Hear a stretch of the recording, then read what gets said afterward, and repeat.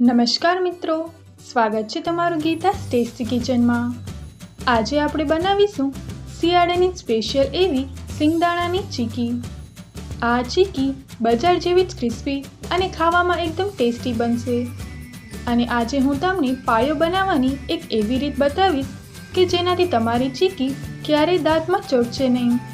તો ચાલો ફટાફટથી બનાવવાનું શરૂ કરીએ। સૌપ્રથમ આપણે તેની સામગ્રી જોઈ લઈએ। અહીંયા મેં 1 કપ શેકેલા સિંગદાણા લીધા છે।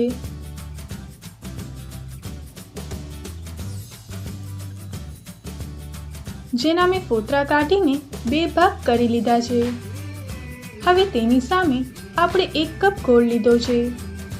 અહીંયા ધ્યાન રાખવાનું છે કે જેટલા સિંગદાણા લીધા હશે તેટલો જ ગોળ લેવાનો છે, જેનાથી આપણી ચીકીનું એકદમ પરફેક્ટ માપ આવે। હવે આપણે ગેસ ચાલુ કરીને તેના ઉપર એક પેન મૂકીશું। હવે આપણે તેમાં ગોળ ઉમેરીશું। સાથે જ 2 ચમચી પાણી નાખીશું, જેથી આપણો ગોળ જલ્દી અને સરસ રીતે ઓગળી જાય। અહીંયા આપણે ગેસની આંચ ધીમી રાખવાની છે।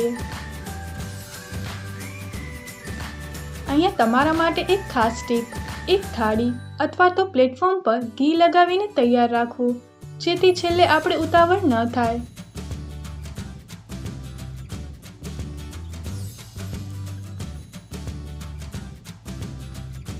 આપણે ગોળને સતત હલાવતા રહીશું।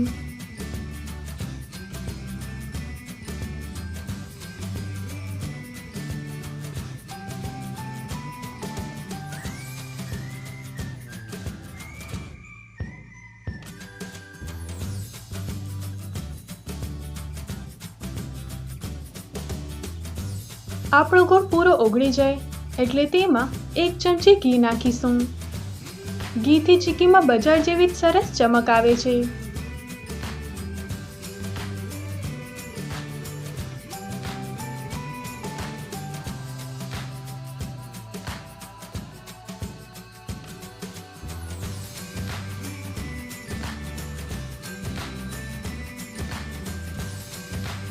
હવે આપણે ગેસને એકદમ ધીમો કરી તેમાં 1 ચપટી ખાવાનો સોડા ઉમેરીશું।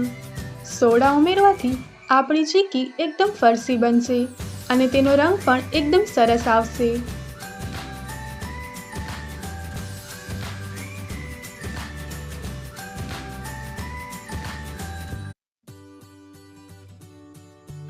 હવે આપણે તેનો પાયો ચેક કરીશું। એક વાટકીમાં આપણે ઠંડુ પાણી લઈશું અને તેમાં થોડો પાયો નાખીશું। જો ગોળ ખેંચાય નહીં પણ કાચની જેમ કટ અવાજ સાથે તૂટી જાય તો સમજવું કે આપણો પાયો રેડી છે। હવે ફટાફટથી તેમાં સિંગદાણા ઉમેરીને બરાબર મિક્સ કરી લઈશું।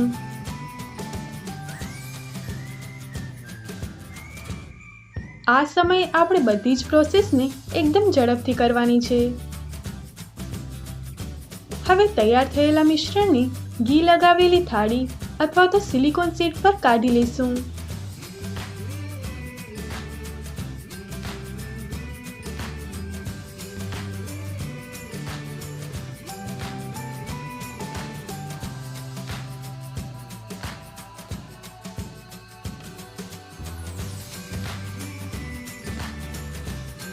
તમે વેલણને ઘી લગાવીને પણ એકદમ પતલી વણી શકો છો।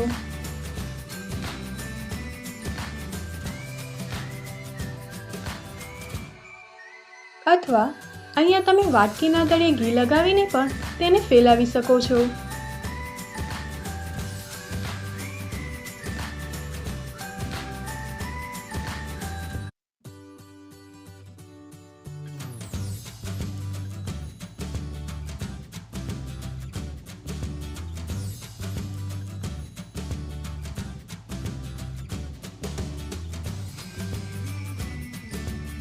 આપણી ચીકી ગરમ હોય ત્યારે જ ચાકાની મદદથી આપણે તેમાં કાપા પાડી લઈશું। જો આપણું મિશ્રણ ઠંડુ થઈ જશે તો કાપા પાડવા અઘરા પડશે। થોડીવાર ઠંડુ થયા પછી જુઓ, તૈયાર છે આપણી ક્રિસ્પી સિંગદાણાની ચીકી।